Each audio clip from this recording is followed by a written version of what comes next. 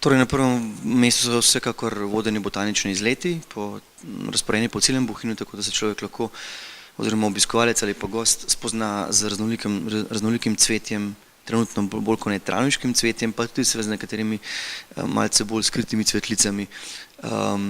Potem so tukaj številni kulturni dogodki, razstave, koncerti, potem so tukaj tudi dogodki povezani z vključevanjem lokalnega prebivalstva.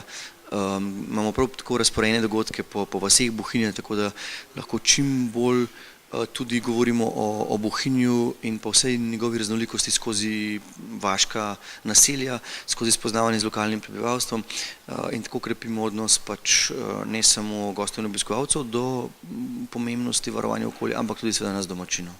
No in same prireditve se vključuje tudi šola dr. Janeza Mencingerja, to se pravi otroci, učenci in vrtec. Že 12 let so z nami, že ena generacija šolskih otrok je zapustila osnovno šolo, ki je zrasla s festivalom Cvetjem od prvega razreda do zadnjega. To je seveda izjemno pomembna odločitev šole in pa seveda sem tukaj vsega srca hvaležen, da se je šola odločila in da s tako veliko energije, pripravljenosti sodeluje pri sami gradnji festivala Cvetja. Eden sigurno pomembnejših dogodkov je Zatrogova pravljična dežela, pravljična pot v Ukancu, ki je pravzaprav resnično en dokaz, kako pomembno je tudi pri turizmu, da gradimo iz naslova stroke. Tukaj so vzgojiteljice v vrtcu, ki so nosilni ali pa so temelj te pravljične dežele, učiteljice tudi v šoli in vse skupaj podkrepljeno z izjemnim strokovnim odnosom in pa strokovnim pristopom do tega, kaj danes mladega človeka zanima. Tako da sem zelo ponosen in vesel, da smo uspeli najti in tudi ves čas to delamo v Bohinju, ko razvijamo turizem, da iščemo stike z stroko, s takšnimi drugačnimi strokami, naj bo to vzgojiteljska stroka, so to učitelji, je to arheološka stroka, zgodovinska stroka in tako naprej. Skratka, gre za to, da izjemno močno podkrepimo in podtemeljimo ali pa temeljimo vse potem ves razvoj turizma v Bohinju.